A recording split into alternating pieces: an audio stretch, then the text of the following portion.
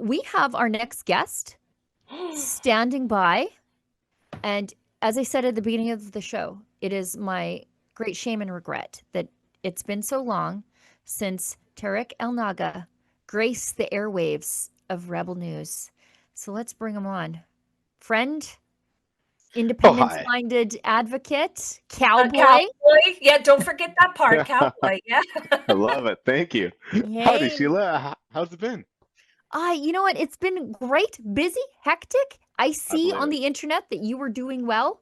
Thank you. You're also an entrepreneur, and you were into Western independence before it was cool, Yeah, before it was mainstream. Because I think it's more mainstream now than ever before. Do you feel that? it sure is. It's a much more acceptable word, if you will, now to be in social gatherings and for people to openly say it and openly admit to it. So, absolutely. Do you think that it is like the election of Mark Carney, seeing the East reward 10 years Mm, of liberal corruption with 4 more years of liberal corruption? hmm Do you think that that was like the breaking point for a lot of people? I think there are a lot of little baby chicks hatched out of their eggs that day as separatists. Yeah, it certainly might be. What will be interesting is Mark Carney might be as liberal as his predecessor, but I'm sad to say it, he is smarter than his Yeah, predecessor. I think he's So cagier. yes, and Feistier. yeah, Yeah. and the thing will be now, what happens on this whole Team Canada approach? Do we buy into it? Do we wait and see? Do we not? If I was a betting man, I think Carney may throw some scraps at Alberta. And because we're so used to abuse over the last 10 years, Right. um, scraps might be enough for us, at least Right. for the general public right now. So it's now that is yet to be seen. I do love that, we've got changed legislation now that has lowered the threshold for a referendum question. So I think that that's super healthy. So we'll wait and see what happens. It's I'm very curious. Yeah, let's see if our abuser buys us flowers and we forget the black eye. That's right. Uh, That's right. Yeah, sadly. yeah, I mean, I don't know. I think this might be it because you like before Mark Carney was elected, reelected, however you want to phrase Mm, it. I think it was like at 25%, and then we saw hmm 33%, and then 36%, and now Yep. some polls put it at 47%, which puts it at kind of the margin of error between one and two. Yep. And I think it's like before it was like hmm ebbing up, and now it's like skyrocketing. Do you think that's going to change? it all depends. Now, I have one of my friends who asked me about this, and I said it's one of those fine edge sorts where if we wait too long, our memories are sadly very Yeah. short. Yeah. And if we go too fast, we are by nature, the Canadian voter, left or right, is very risk averse. So we will be like, well, what happens to currency? What happens to border? What happens to military? What Right. happens to my pension? You cannot have all of that information on paper today. So the thing is, do you take a leap of faith and say, yes, we want independence and we'll figure it out? I'm definitely of that camp, right? I'm like, Mm, if the Yeah. question was posed to me tomorrow, I'd say absolutely, and we'll figure out the rest later. But I realize that I'm not everybody, and a lot of people, if asked today, are like, yeah, I support it, but right. um, and I want that information. Or the other thing is, if we wait for another 2 years, and by then, Pierre Poilievre will be an Alberta MP.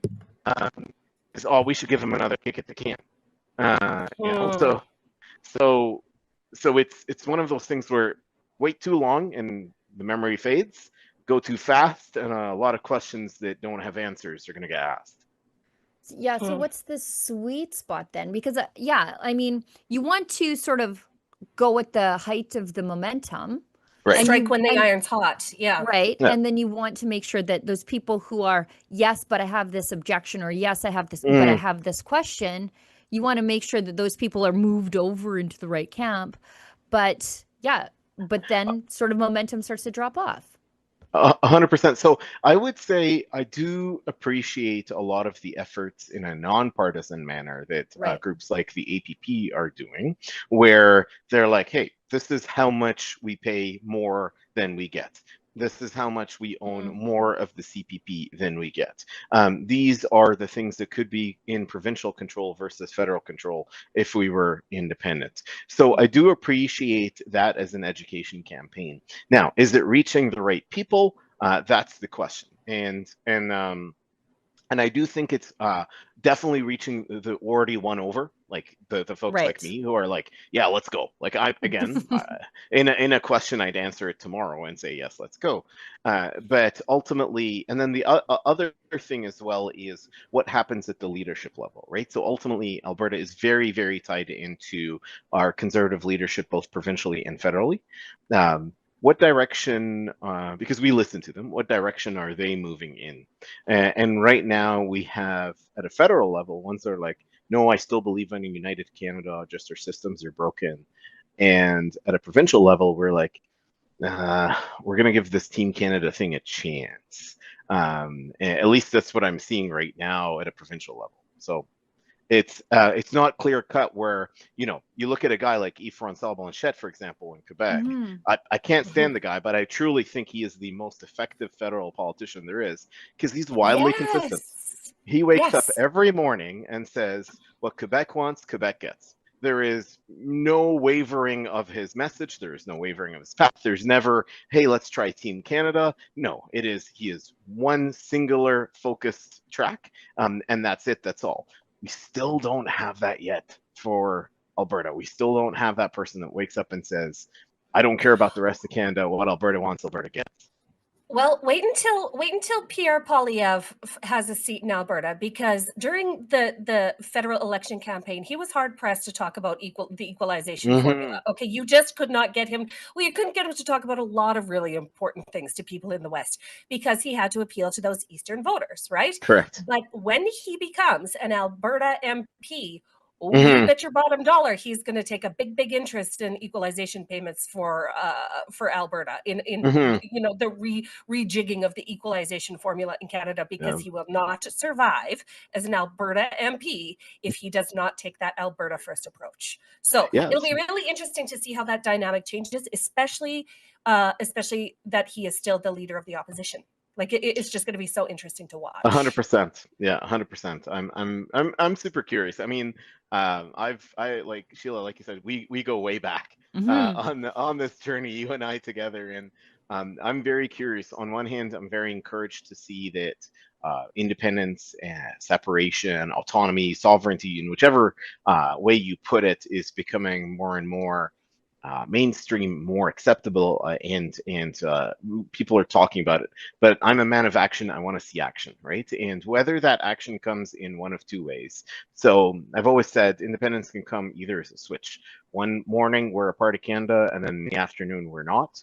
Or it can come in what I think will come is incrementalism, where Alberta has its own pension plan, own police force, own control of its own resources, own control of its own airspace and transport corridors, etc., to the point where Ottawa becomes irrelevant in our lives. And I think that that's likely the more realistic path, only because we can answer those questions in stages rather than someone showing up to an APP event, for example, and saying, what happens to all of these things, and expecting answers in an evening. Yeah, it's kind of funny because people will say like, "Oh, it'll just be hard," and it's like, "Have you been here? Have you been met here? us? Yeah, have you met us? Like, it's just too complicated." And it's like they took oil that leached out of the riverbank and turned it into the economic engine of this entire country.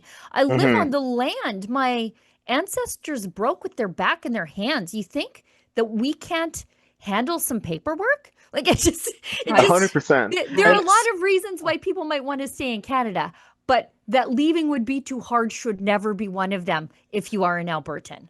Yeah, and go ahead. Oh, sorry. I was just gonna say, I was like, just jump and ask questions. That's my personal style in life. Yeah. It's why I moved to Alberta. Sheila, you and I know the story. And we've talked about it. Like, I moved here to to be a professional rodeo cowboy, which I am. And the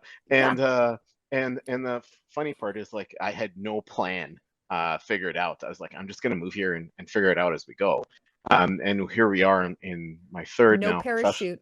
professional season. Yeah, exactly. Now, that being said, I fully appreciate that we by nature some people are for pro Alberta and they're pro independence, but they are risk averse and want answers to those questions first. So it's a balance. I would say, if there was a number to put out, I would say if it doesn't happen within a year to 18 months that we get that question in front of Albertans, memories are going to be a little bit too short.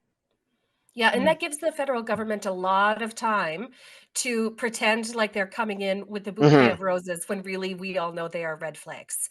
And I hope that the people of Alberta and Saskatchewan have woken up to the fact that the federal government gives us nothing without taking something else bigger away. And we won't fall for their sweet talk and come on, baby. Come back, baby. I love you, baby. I'll be better to you, baby. We must not fall for that again. But I think your timeline is right on the money. Yeah, what does Andrew Wilkow say on Sirius XM? When the government comes with an open hand, the other one is always the fist. Like, literally always remember that. I wanted to ask you, Tariq, do you think, before we're asking election predictions too, but before we get there, do you think that the independence movement needs to grow within a party? Or should it be nonpartisan? You sort of have the party movement. The Alberta Republicans are running candidates in all three, including their leader tonight. Or is it like a nonpartisan information campaign? I think tonight might show us the path forward a little bit. I agree. I think ultimately the answer is a little bit of both. So using, again, the example of Yves-François Blanchet, as a politician, he's one track and, quite frankly, incredibly successful. Keep in mind, this is a party that runs in one province and has 20x seats, 24, 25 seats in the House, almost 10-ish% of the House for a party that runs for one province. So you definitely have a political party solution to it.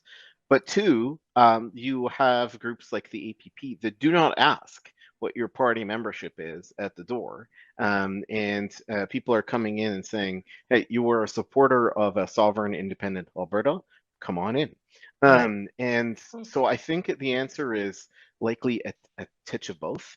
Or if there's enough movement, you now need a political vehicle to execute on this. So the people have said, hey, we want our representatives to make Alberta more sovereign. Now go ahead and make it more sovereign. So it's a little bit of both, I would reckon. Okay. Now, election results predictions. Let's start with Edmonton Strathcona. I think we all know that one is going to go. It's funny because sadly, Darby is, I consider her one of ours in the sense of a part of the rodeo community. She's a cowgirl, broadcaster. She's worked rodeo production. So Darby's very close to the rodeo family, I would say. I wish her well. I think it's incredibly brave. I think she's got a bright future. 100%. This is likely not her first kick at the can. That being said, this is not on Darby. This is the most orange riding of the province, quintessentially Rachel Notley's seat. So, and the funny part is, I personally, between us friends, I don't think that the NDP actually like Naheed Nenshi as their leader. They don't. I think they've got buyer's remorse for sure. Yeah. But that being said, us, the Alberta voter, are generally very tribal. So we will vote along tribal lines, and that riding or geography definitely belongs to the Orange tribe. Yeah. Edmonton Ellerslie.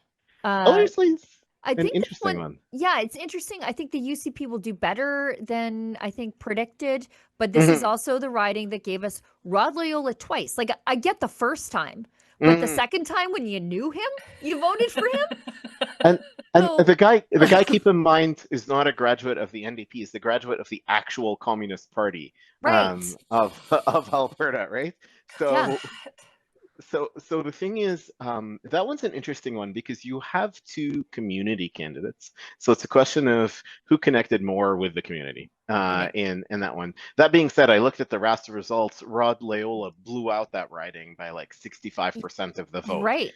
It was not close. Mental. In the last, yeah, it was not close in the last election. So if that riding and the people of those riding If it could tightens up. actually go out and like the last two times actually go out and vote for an actual communist, then the question becomes how's that riding going to vote? I think it'll, to your point, I think the UCP will have a stronger showing, but I still think it goes to the NDP. Yeah, I think it speaks to the lack of momentum around Nenshi. Like the NDP Mhm. don't like him.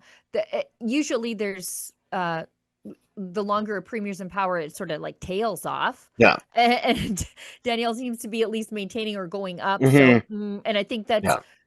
it's a testament to her, but it's also like a Nenshi problem, a Mhm. big Nenshi Mhm. problem.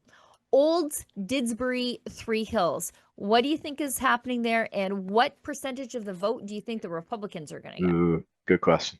Oh, that's you're gonna make it harder and trickier for me I know because there's a shirt in it for you. because like I said, I think we vote along tribal lines, and right now the love and attachment to the premier is very, very strong in rural Alberta. So I do think that the UCP will win this one. Now, in the question of Tara Sawyer's results, the candidate, versus Nathan Cooper's results, the candidate. Yeah. I think Nathan would have had stronger showings than sure. Tara would. And I mean, keep in mind, Nathan Cooper had a position of very strong prominence within the party, right? So he was the Speaker of the House. So more known than just, we'll call it an MLA seat. Yep.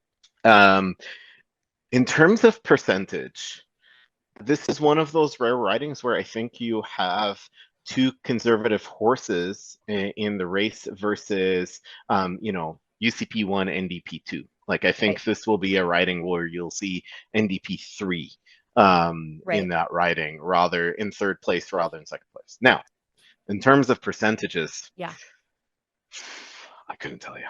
Come on, take a guess. Just a guess. Take a number. I don't have a Chris. I'm gonna go with 10%. Write it down. I'm at 20. For, Lisa's at 25, but she's from right. Saskatchewan, so she's enthusiastic. Yeah. Right. I think 20. And I think if they just do better than the NDP, Mm-hmm. that's a real showing. I think NDP single digits. I don't think beyond what is the traditional voter of the NDP. So that would be public sector, union, Yeah. etc. I don't think you're going to see a strong NDP showing in that riding. What will be interesting is to see what the Republican Party does and Cam does. I'm very curious. I think it'll be an interesting barometer, but I do think that the UCP is going to win this one with likely a smaller margin than what Nathan Cooper would have if he was, let's say, running again. So. Okay, that's it. You've gone over time. I've got Angelica on the line from the Republican HQ. Before you go, Tariq, tell the world where you're riding next. Oh, so I am riding on my hometown rodeo in Airdrie here on Tuesday. Pretty excited about that one. It is always, they tell Tomorrow you rodeo or next one? Next Tuesday. Yeah. Okay, So okay, we'll come see you. Yeah, please. Okay. Road trip. Sheila, road trip. They always tell you the hardest rodeo to win is your hometown rodeo because the pressure's on. And I'm currently the only carded professional rodeo contestant from Airdrie, so it's the pressure's doubly on. So we'll see. It's exciting. I've got a great horse. He's been working amazing for me, so I'm super excited. So let's see how it goes. Nice. Okay, well, we're super excited to join you there. Like, this is our new plan for next week. Yeah. Fresh off of Panoka. Yeah. Please do. Absolutely. Absolutely. Okay, thanks, All right. We'll see you soon. Thank you so much. Bye-bye.